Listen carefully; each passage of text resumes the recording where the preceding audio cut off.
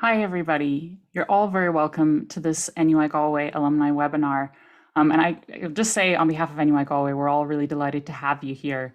My name is Jessamine Fairfield. I'm a physics lecturer here at NUI Galway. You can see it's nighttime here in Ireland at the moment, but I am American originally, as you can probably tell by my accent. So I lived in New Mexico, California, and Pennsylvania before moving over here. This is actually, if you can believe it, the first NUI Galway alumni sort of virtual event for North America.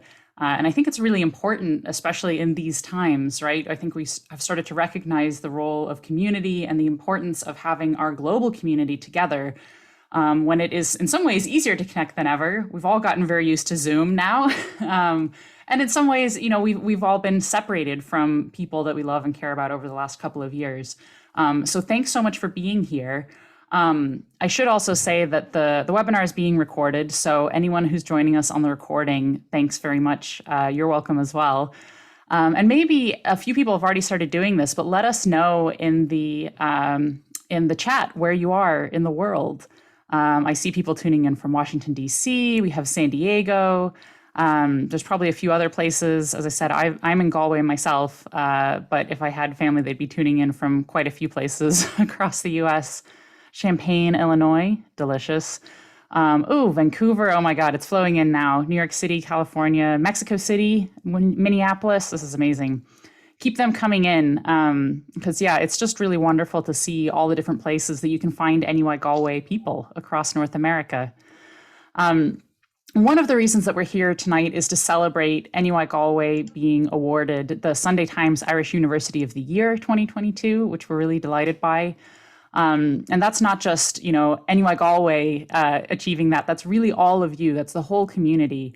In their description of why NUI Galway was given this award, the Times credited the university for its community-based ethos, supporting arts and culture.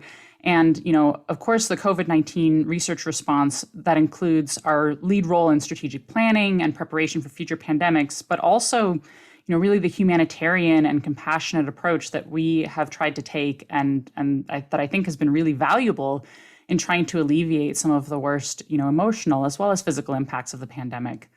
We really wanted to give a shout out to some of the NUI Galway alumni who have played a big part in this, including Dr. Barbara Nicholas, who spearheaded a global research project on awake-prone positioning, which is something where critically ill COVID patients are treated in ICU while lying on their front, as well as Dr. Aoife Murray and Uriel Conroy, who led the IBM Cisco Family Link project, allowing families of ICU patients, including COVID patients, to connect and see and hear their loved ones on video calls while visitor restrictions were in place. It's incredibly important. And also Professor Moira Connolly, leading the EU-wide Pandem2 project, which is planning and preparing for future pandemic risks. These are just a couple of examples. Obviously, there are so many people who have played a huge role in trying to make this pandemic a more livable experience and a more palatable experience where it is possible. We as a community have faced such incredible challenges over the last couple of years. And so we really want to praise everyone who has been involved in trying to make that better. So this evening, we're going to hear from a few different NUI Galway alumni across North America about the difference that they're making in their own communities.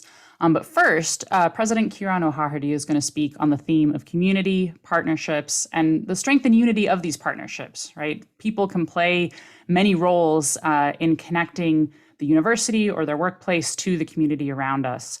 So Ciarán wasn't able to join us this evening, but he recorded a message especially for this community. So I hope you'll join me in listening.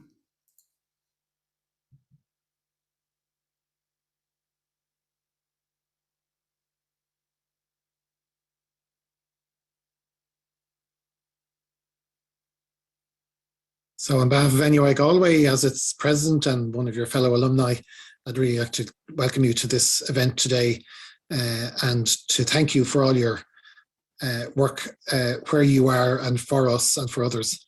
We're particularly keen to engage with our alumni in North America. We have 10,000 alumni, either Irish who studied with us here or US who studied with us and went back to the States and Canada and Mexico.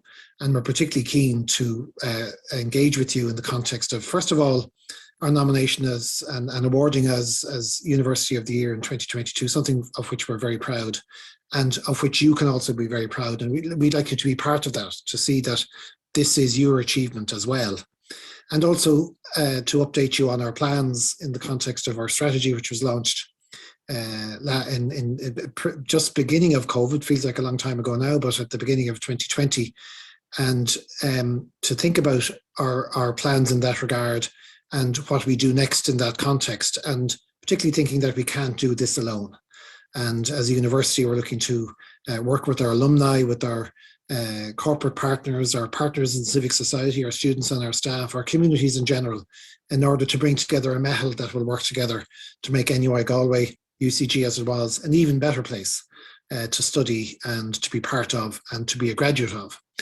And the University of the Year 2022, the Sunday Times nomination and award was particularly gratifying for us because it's been a very challenging year or two, as we know. And one of the items that they commended us on was our COVID response. We are fit to future with the health sector in the region, and our faculty and our colleagues work very closely with health providers in the area, and it's very coherent cooperation.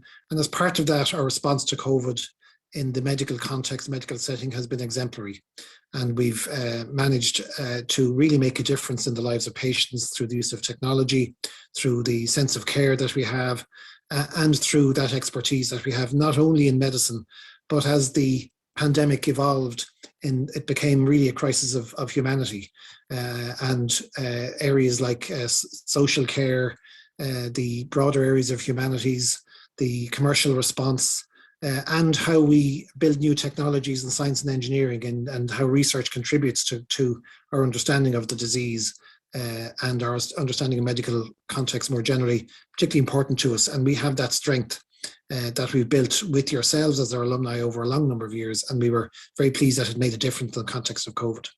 Secondly, and something that we're very well known for in Galway, is our connections to the arts and humanities, and that area of creativity. The Sunday Times also commend it, and that's something that we're particularly pleased to reflect on today. And I'm pleased to see Jessamine chairing today's session, because she's been particularly important for us in that context of working with our communities, which is that third part of what the Sunday Times commended, that community engagement and that sense of having a university that's open to working in the world and for the world.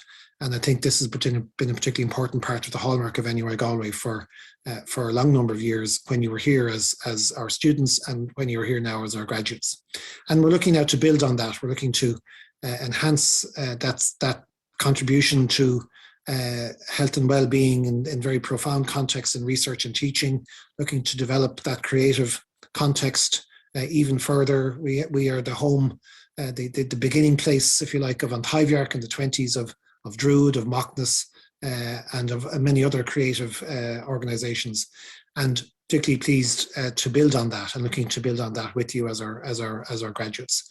And then finally, I think most importantly, building on that sense of community. That has been challenging in the context of COVID, has also had opportunities for us through the new use of technologies. But I think particularly now, as we come out of what was a very difficult period for the university and for society at large in the context of a pandemic, looking to build that sense of community that is the hallmark of this university. And I think this evening is part of that, and is the renewal of that and the recommitment to that as a university. So to Midana Hossa Buicus go liver gay dolchis agus Anna Hossa Kelora live on Broad Togging us ver an Enricon mar Ulskol na Blina and FFDO agus entry quid Anna Hossa Ibru live a Mackenshaw that shan go luder at a going Hanahain Hevru agus a Yausu Mackenshaw agus somebody Suva Goberliv Sako Action. So this is a MEHL. We are a MEHL, and as we plan for the future, we look forward to it with optimism, but we also know that we can't achieve what we'd like to achieve alone, and we'd like to work with you in that context. And please keep in touch with us and with yourselves in that regard.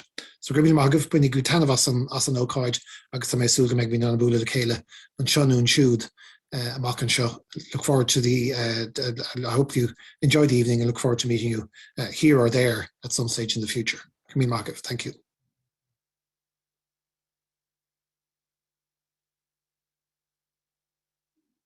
Well, he said it. And I think it's really incredible to have a Mehel that includes people from, Sacramento, Houston, Boston, Guadalajara, San Francisco, Toledo. I mean, it's just really wonderful to see all of these different places and think that we're all part of the same community. Along those lines, actually, Alumni Relations reached out to 12 of our NUI Galway alumni who are living in cities across North America to just ask them where they are now, what are they working on, and what they miss most about Galway. So we're going to hear from a few of you in this next video.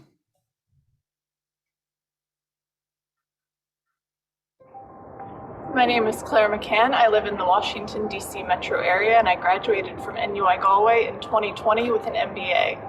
I recently moved back to the U.S. and plan to utilize my MBA learnings to grow my career here in D.C. Hello everyone, my name is Emily Bohannon. I graduated from NUI Galway in 2015 with a master's in theater practice and production. And right now I'm in a dressing room at the Alley Theater in Houston, Texas, where I am preparing to stage manage the world premiere of the play American by Chéile Hutchison. Hi, my name is Joe Finneran. I live and work in Vancouver, Canada, as you can see by all the snow behind me. I've been here for about 20 years and I'm head of software development for a technology company here. I have a BA degree from UCG as it was known then, and I got that in 1990. What do I like about Galway? Haven't been there in a while, COVID got in the way, but great place to hang out, great pubs, great people, can't wait to get back. All right. Hello, my name is Maeve Ann. I live in Somerville, Massachusetts, which is just outside of Boston. I've lived here for almost 5 years now. I graduated from NUIG in 2017 and my degree was in Youth and Family Studies. So my current role is a program assistant for the City of Cambridge. The name of the program I work for is the Centre for Families. It's a wonderful program that serves families and children who live in the Cambridge area. It's been a really rewarding role since I graduated. Hi there, my name is Neil Wall and I'm recording this at a ski resort in Utah in the western United States. I'm here for a venture capital conference. I'm a graduate of UCG BCom 88 and an MBS in 89. I started out at DEC in Galway for the first 5 years and then moved to the United States in 94. I've been living here ever since. So big congratulations to UCG for the amazing accomplishment of University of the Year and wishing everybody all the best. Hello, my name is Rachel Garrity. I'm in White Plains, New York, and I graduated from the Bachelor of Civil Law at NUI Galway in 2013. I currently work as an attorney at the law firm of Welby, Brady and Greenblatt in White Plains, New York. It's a construction law firm and I primarily work in construction litigation and commercial litigation matters. My favourite thing about Galway is definitely NUI Galway and the campus, as well as Salt Hill and just the nightlife in Galway and the culture. Hi, my name is Sinead Lockton. I am from the village of New Inn in County Galway. I have lived in New York City since the mid-90s. I graduated from what was then UCG in 1991 with a BA in English and History. I went on to do my HDip in Galway the following year and, like many of my graduating class, moved to New York soon after. I taught in private schools in New York City for well over 20 years. Marvellous experience, loved it. And several years ago, my husband and I got involved in the hospitality industry, and now I am the managing partner of some restaurants and bars here in the city. I am very proud always to say that I am an alum of University College Galway. Hi, my name is Eva Marie Costello and I'm an NUI Galway alum living in California in the San Francisco Bay Area. I graduated from NUIG almost a decade ago in 2013 with a degree in physics, specialising in medical physics. What I do now is very different. I'm the Chief of Staff to a CEO at a high-growth edtech startup in San Francisco. The mission of our company is to allow anyone to have a career transformation without, say, doing a master's or going back to school. And while I love it here, there's so many things I miss about Galway, including my family and friends. And that feeling on a Friday or Saturday night as you're walking down Key Street and you can meet so many different interesting and creative characters that Galway has to offer. Hi, I'm Rachel Gilkey and I am outside the New Irish Arts Centre in New York City, where I'm Director of Programming and Education. I moved to New York after completing my Master's in Irish Studies at NUI Galway and I'm so proud that my master's degree was such a huge influence on my career. And I'm proud to have been part of building a state-of-the-art contemporary home for Ireland and its diaspora, celebrating it through its arts and culture. I miss Galway so much, whether it's sitting outside on a sunny day near the Spanish Arch or walking down Shop Street, running into a friend, chatting into the wee hours. Galway is a vibrant city. I miss its food, I miss its people, I miss its arts and culture, its live music, everything. And if you're in New York, come visit me. Bye-bye. I'm Shane Morris, and I'm currently based here in Ottawa, the capital of Canada, as where you can see it is a lovely and warm day. I obtained a PhD from NUI Galway in 2012 in plant science and policy. I have worked for the federal Canadian government for many years, and in 2015 I entered the legal cannabis sector as part of a startup. Today I run a global cannabis consulting company, and I'm also Chief Operating Officer for Pharma Biotech, where we legally produce clinical grade MDMA, or as you may know it, ecstasy, for therapeutic use. While certainly missing the weather in Galway, I also missed a crack and a decent night out, but I do hope to get back soon to visit a family homestead in Clifton. Looking forward to staying in contact with my fellow NUI Galway alumni into the future. Thank you. Hello, my name is Anthony O'Donoghue. I'm a professor in the School of Pharmacy here at the University of California in San Diego. I graduated from NUI Galway in 2000 with a degree in biochemistry. I stayed on for another 5 years to do my PhD there in the biochemistry department. After that, I went out to California and I was a postdoc at the University of California, San Francisco for about 8 years. I then started a diagnostic company called Alunas Biosciences, which is focused on developing early stage diagnostic for pancreatic cancer. And a dream of mine is for my kids to have the opportunity to go back to Ireland and maybe spend a year at NUI Galway. Hi, my name is Paul Curley. I'm a Bachelor of Commerce graduate from NUI Galway from 2012, a long time ago now. I'm based in Chicago, where I've been based since November, working for ID Ireland. My role is to attract fast-growing companies to Ireland and assist them in choosing Ireland as a location for international growth. What I miss about Galway and I miss about NUI Galway, my time there, is I guess just the people, just are so genuine, and you're always able to have a good laugh, and the friendships that were made. Hello, my name is Maurice Manning. I come from Loughrea. I was born on Barrack Street, Loughrea. I grew up there, went to high school there, and then went on to UCG. I had a terrific time there for 4 years. I got a bachelor's and a master's. Later on, I got a DSc. And after that, I went over to England to get a PhD. Then came to New York, met my future bride there. She's from Dublin. Carmel Walsh was her name. Now it's Carmel Manning. We've been married for a number of years. We got married in New York. We went to Montreal after that because I had some visa aspects to contend with. And then was invited to come back here to Toledo, Ohio, where there's a new medical school set up. And the medical school was originally in a corn, where I am right now was a cornfield back there. And it's been fascinating to be part of the growth of this institution. But I have to say I have great respect and admiration for my alma mater. I've been back there many times. I love to go back to Galway. I'm looking forward to going back there after the COVID. How are we doing for time?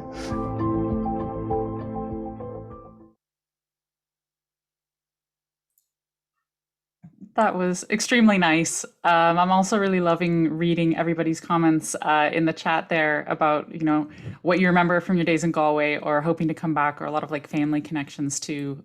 So you even remember the exam question, Liz. Sorry, I won't get drawn into the chat here, but it is really enjoyable to watch all of that going by. So as I said, we're also going to speak in some more detail to some of your fellow alumni who are here tonight on the call. And they're each going to chat for a short period of time. Of course, we could go on for ages. What everybody does is so interesting, but we'll try to keep to time to respect everybody's time here. And for each of them, honestly, I could go on at length about their biographies because they've done such interesting things, but I'll try to let them speak for themselves. We're going to kick off with Aedhmar Hynes, who is a graduate of NUI Galway in English and Economics, but she's also a CEO, chairman, and board director. She's a very experienced, in fact, public board director, having served on boards in both the US and Europe. She's currently the senior non-executive director of the IP Group, an advisory board member of the MIT Media Lab, and a board director of the Connecticut Public Broadcasting Network, TechnoServe, and the Page Society. She was a director of Rosetta Stone and Tupperware and brings global operational expertise to lots of boards. She was previously the CEO of Text 100, one of the world's largest digital communications agencies. She's also a Galway native. So let's bring her on there, Aedhmar. And maybe you can tell us a little bit about how a Galway girl ended up on so many boards across the world. And I mean, how does a board work as part of the broader community of a company? Well, it's lovely to join you this evening. So thank you for involving me in this fantastic community. I applaud the efforts that we're making to use the technology to get us all together. From my perspective, I had spent almost 30 years in communications and marketing as the CEO, building an agency and traveling quite a lot across Europe and across Asia. And I got to the point in my career where I thought it would be great if there was another chapter and do something else. And one of the things that had always appealed to me by virtue of the fact that I was consulting large technology companies was to actually look at how my communications background could be used to affect board policy and the running of a company, a publicly traded company. So I think largely speaking, boards tend to, look to people, particularly with financial, legal, business background, as opposed to communications and marketing. But things are changing, and what I'm seeing today is a much broader perspective in terms of being open-minded to diversity, particularly, and I don't mean just ethnic and gender diversity, but actually diversity in thinking. And there's a lot of data out there today to suggest that companies are much more successful if they have people with different skills and different backgrounds in the boardroom. And so for that reason, it's a really interesting time to serve on public boards because the emphasis is changing. It's changing from just taking care of the shareholders and the share price and moving far more towards what Larry Fink describes as stakeholder capital, thinking about all of the stakeholders, and that extends from both employees to the customers to the shareholders. And that's a really interesting time for us to be in, and it certainly proved to be an incredibly rewarding experience for me as a director. Do you think that increased diversity in boards, and as you said, not just along gender or racial lines, but also like skill sets and perspectives, do you think that's leading to broader definitions of success or what success looks like for these companies compared to the past? Well, it's again, in terms of particularly as we emerge from this pandemic, I think one of the most interesting factors of business today is that based on perceptions of society at large, there is a greater trust placed in business than in any other institution, far greater trust in business than there is, for example, in government or public institutions. And so that is not only a good thing, I think, from a business perspective, it also creates a very high expectation of how businesses should operate in an authentic, transparent, and trustworthy manner. And for me, that's a pretty exciting place to find ourselves in, particularly in corporate America. But more importantly, that places a lot of emphasis on the board and the board's ability to operate in an authentic and a transparent way. And so, a lot of my work in communications and marketing was around companies trying to find their purpose, a purpose that was greater than just making money and profits. And so to see that now play out in the boardroom and with such a strong emphasis is fascinating. And I think, long may it continue. I'm hoping that we'll continue to see this evolution of corporations and their place in society being much broader, as I said, than just simply making profit. Absolutely. I think what you said about purpose is so meaningful. And maybe just as a final question, like, how do you feel that NUI Galway helped prepare you for this fulfilling life? Did it help you find your purpose when you were here? Oh, without doubt. I reference it in many aspects of my life that the education I had there, I don't think any of us know it at the time because we're so busy just trying to pass exams. But as time evolves and you look back on your time in university, without doubt, it was one of the most formative things that shaped me in terms of who I am, as well as what I do. But really, my own sense of self-purpose was very largely shaped by my what ended up being 5 years in NUIG, and continues to be an important part of my life. So yes, I've great memories, great fond memories of the place, and hugely appreciative of my time there. Well, that's always nice to hear, of course. Thank you so much, Aedhmar, for sharing with us. And best of luck continuing to make a difference, helping places find their purpose and act on it as well. Our next speaker that we're going to be chatting with a bit is Noreen King, who's founder and CEO of Evolve Manufacturing Technologies. She was an industrial engineering graduate from NUI Galway, and Evolve Manufacturing provides end-to-end contract manufacturing for medical device and life science instrument companies, obviously very relevant in the current environment. It was founded in 1999 by Noreen, who strategically built her organization around a philosophy of employing a diverse workforce and prioritizing effective communication. She was awarded a Women Worth Watching award. And I think just this idea of believing that everybody is equally important to the success of a company really, really resonates with me. So Noreen, you're very welcome. Thanks so much for taking the time to speak to us. And maybe to start out, could you just tell us a little bit about what it's been like in a medical device and manufacturing company during a global pandemic? Yeah, it's interesting. Our name is Evolve, and you guys asked about how we evolved during COVID. I studied industrial engineering in Galway, and at that time, all of the hot topics were automation, ways of making things efficiently so that we don't have to spend so much money on labor. And then that whole thing went away after I was working here a few years. Everything went to China. In some boardroom somewhere, someone said, go manufacture everything in China. So manufacturing processing stopped evolving. And so we were all trained on, people of my generation, let's say, we're all trained on how to do lean manufacturing like Toyota and people, but never got to actually use it because all of the serious manufacturing is done in China. And so it was awesome for us that we were asked to be involved in manufacturing stuff like ventilators and test kits. So we quickly had to learn how to do manufacturing. I mean, we had the theory from Galway and other universities of people that worked for me, but we'd never actually done it. And so we were able to manufacture something like 80,000 test kits per day at one point. So that was very exciting. And also it was really rewarding to be involved in it in manufacturing medical devices for testing and stuff.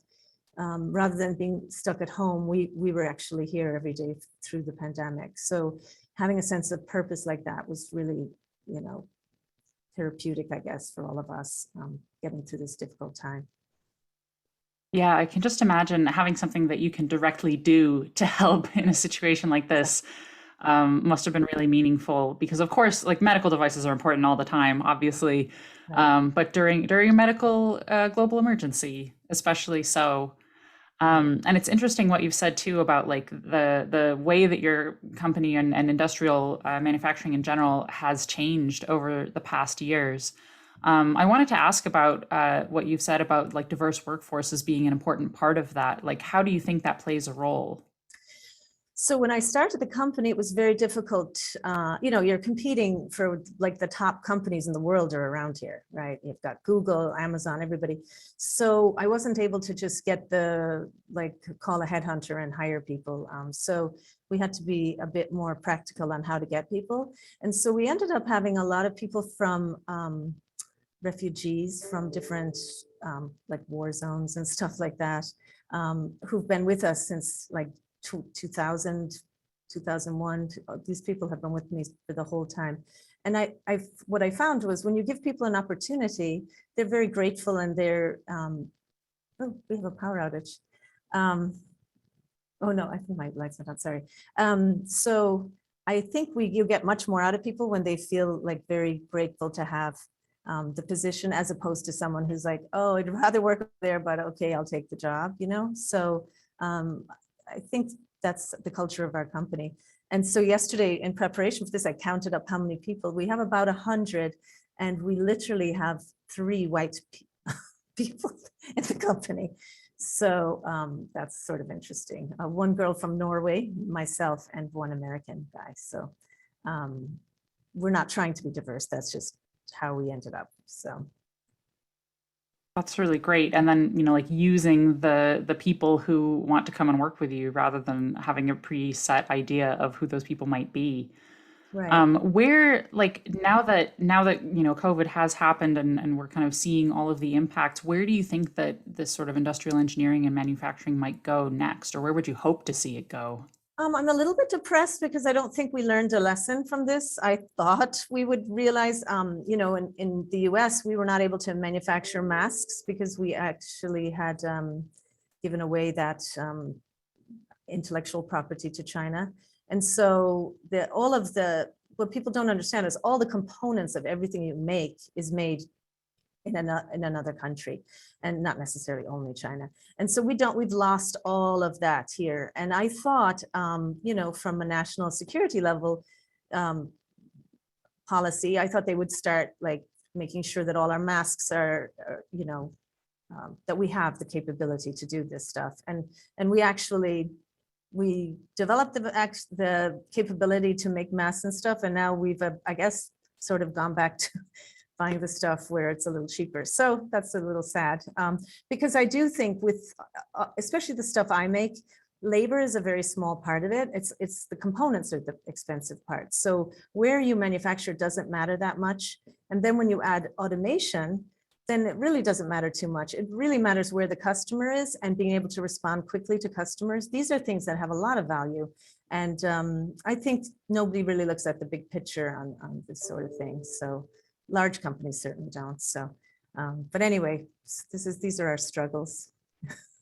Well, and I guess I'll ask a similar closing question. Do you think that your time at NUI Galway helped you identify these sort of big picture issues or help prepare you for the work that you're doing now? Oh, I mean, massive. Like, and as a lady in manufacturing in the early days, they didn't really welcome me in the 80s. It was so nice to have such a good all-rounded engineering degree. So I was able to like contribute and to be respected in all kinds of different products and stuff where normally here our education in America is much more, I think, siloed. And we had a much more broad training. And so I think that it really, really helped me a lot. Yeah. That's great to hear. Thank you so much for taking the time to talk with us, Noreen. No, thank you. Thanks for inviting me. Yeah, and there's so many, as people have said, there's so many alumni reconnections happening in the chat. I sort of can't believe it. There's a lot of like, oh, are you so-and-so? It's really nice to see. I'll go ahead and introduce our next panelist, Erin McAleer, who actually came to NUI Galway on a junior year abroad program. And is the president and CEO of Project Bread, which is a project fighting to end hunger through community engagement and major policy change. For 20 years, it's been helping families fill a gap with summer programs that serve free breakfast, lunch, and dinner in communities across the state of Massachusetts. She was named a Bostonian of the Year along with the Project Bread team. And obviously, this has become an even more pressing issue with the COVID-19 emergency and increased food demand and the need for access. So, Erin, you're very welcome. Thanks so much for being here. I wanted to first just ask, what are the challenges that Project Bread faces, and how have you focused on meeting those?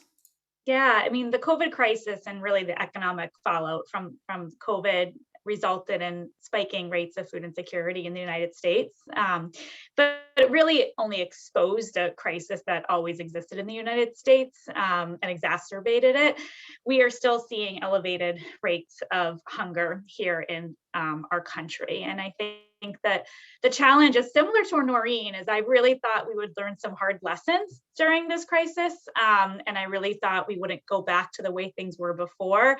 And we're similarly seeing a stalling in policy change and policy efforts that we feel are just critically necessary to ensure that kids don't go hungry. I mean, in America and Ireland are two countries where we can absolutely ensure that no child is sitting in a classroom and hungry.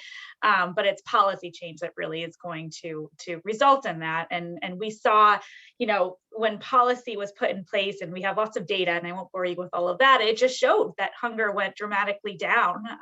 But slowly we're starting to peel back all of the things that went into effect, and hunger is now at the levels that it was really early on in the pandemic. So we have we're starting to open back up again and all of that, but the hunger crisis is continuing, which is really unfortunate.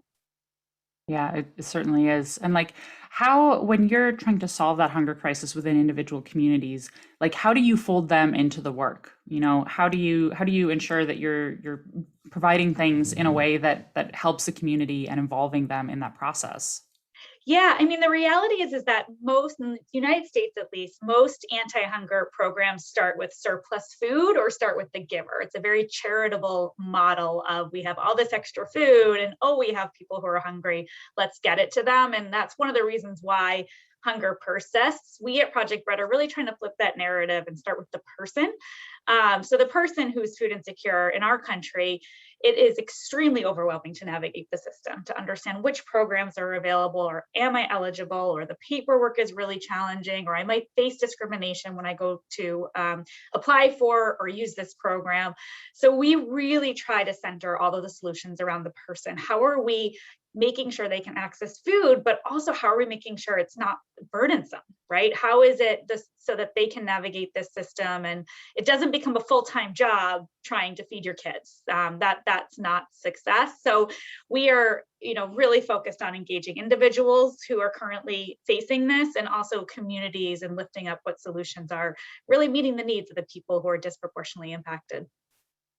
Yeah, that's amazing work. Thank you so much for doing that, because I think what you said about it being burdensome is really an important point, right? Because even when people are trying to navigate these different systems around accessing food or accessing cheaper food, if you're spending all your mental energy doing that, or you're having to go into the grocery store, count up all the total in your head, go through everything and think, okay, is this enough? Is this enough? Once you remove that, then so much more is possible. Do you think that what Project Bread does is helping those people in those communities not only to, get out of the hunger trap, but also to go on and kind of achieve higher things that they might have wanted to do before then? Absolutely. I mean, hunger is the most basic of human needs. If I was sitting here hungry, I wouldn't be probably very articulate in this webinar. A student who's sitting in a classroom who is hungry is not learning math, not learning how to read. It is not meeting this most basic of human needs. It has major implications on health, especially growing bodies for kids, health, education, economic outcomes. So, we know that, a single mom or somebody who recently faced a cancer diagnosis and has to leave the workforce, if her kids are hungry, that is all that family can be thinking about. They cannot be thinking about medium term and long term. So it absolutely, meeting this basic need really is important for more longer term success across health, education, outcome, and economic outcomes. Yeah, that's so well said. And I guess finally, can I ask, so you had your 1 year abroad when you were here in Galway with us. How do you feel that impacted you, or did it have any help to bring you to where you are now and the important work that you're doing? Oh, definitely. I loved it. First of all, I love Galway. But it really, I think every American should do a year abroad. I think it's so important to just be exposed to a different country, different policies, different culture. I mean, I didn't know what universal healthcare was until the first time I got sick. I got strep throat in Ireland, and I remember trying to give the doctor money, and he kept staring at me saying, "Why are you handing me cash? What is going on here?" I didn't know what, that higher education system was so different. I'm 41 years old and I still owe $50,000 in student loans here in the United States of America. There was just so many things about Ireland. And I think one of the biggest takeaways is just how civically and politically engaged the people of Ireland are. And I loved that. And I think that here in the United States, we have a lot of work to do to make more people civically engaged, exercising their right to vote, and putting, asking politicians to represent them and represent their interests. So I loved it. I learned so much, and I'm continuing to learn so much from Ireland.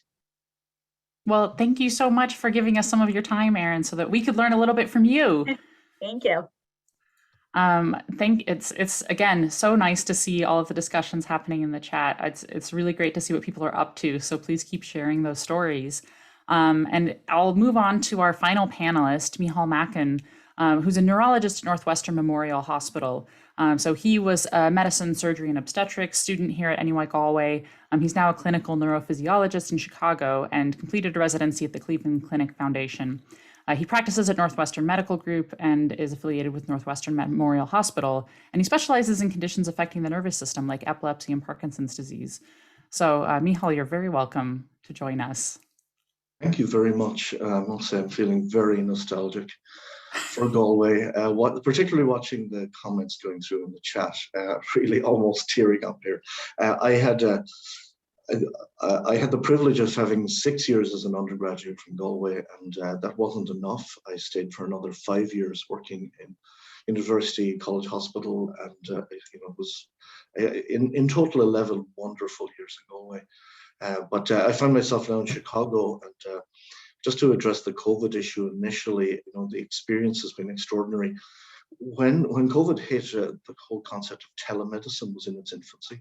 I had never done a consultation through telemedicine, and we literally had to turn on a dime, as we say here in the States, and learn to do that very, very fast. And they claim that it has brought us 7 to 10 years into the future.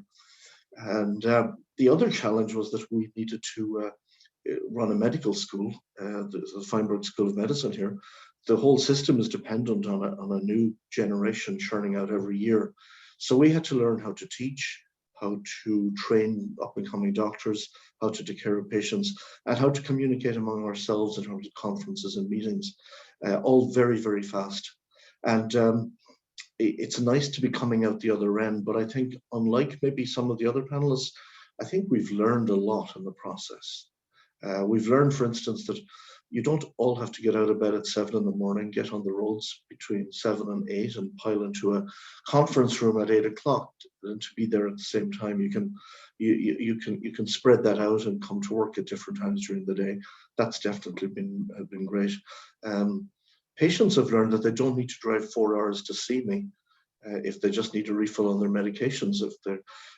So that's been a huge asset. And then I think the whole idea of teaching and collaboration, if I can do small groups with my students who are scattered around the neighborhood, I could also do that with students worldwide or with Ireland. So I think there's chances for collaboration on an international scale coming out of this, because we've all learned these skills very, very fast. You wouldn't have thought from the difficulty I've had getting logged on today, but I did in the end, and we were able to collaborate. I think that was, so there's some very exciting possibilities arising out of all of this. Yeah, that's really great to hear. And I mean, I think it is such a good point, as you said, like in some ways we're closer to places that are really far away than we ever have been before. And a lot of stuff that was just sort of de facto done in person for a long time, we've actually realized that it doesn't need to be done in person. And these kind of like, this alumni webinar, or like the many things that have turned into video chats instead of, as you said, a very long commute that wasn't actually necessary in terms of either our time or maybe our carbon footprint. Can you tell us a little bit more? Because I think what you've said about medicine and like the changes in medicine that might potentially, continue and persist going forward, do you think that some of those will help to future-proof medicine for, hopefully not another pandemic, but future challenges that it might face? I think one of the ways in which it will work is that we can bring specialty care, and particularly subspecialty care, out of big cities and make it available, over long distances. I'm an epileptologist specifically. I specialize in treating epilepsy, but epileptologists are only found in very big cities, but there are people with epilepsy everywhere. But you can do consultations, throughout the country, and the US is an enormous place with great driving distances, particularly when you get out into the West and Midwest. So that's going to make a real difference in how we are able to serve communities that are underserved medically. I think that's something that, and I don't think we're going to let that slip through our fingers. I think that is well underway, which is one great thing. There's one thing I talked to you about this yesterday. One thing that continually strikes me is how incredibly well we were prepared for this world, coming from a small university that not many people had heard of in the west of Ireland. And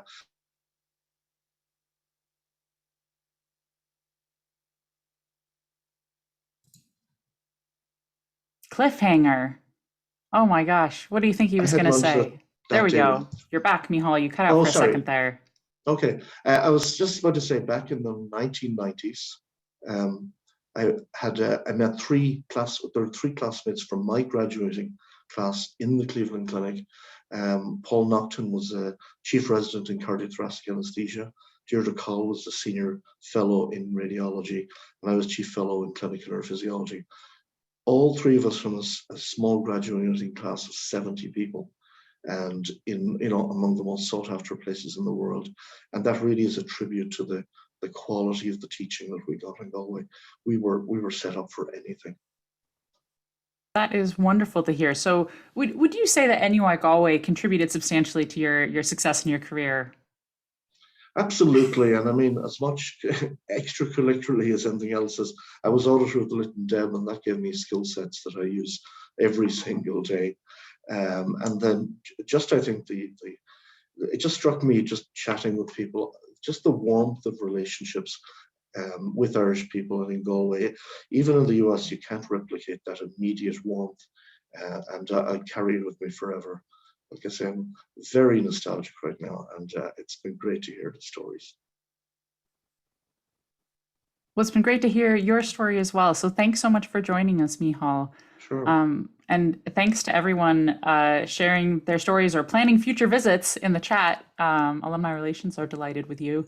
And I just want to thank all of the panelists for taking the time to share their incredible achievements with us, putting up with my leading questions about how great NUI Galway is.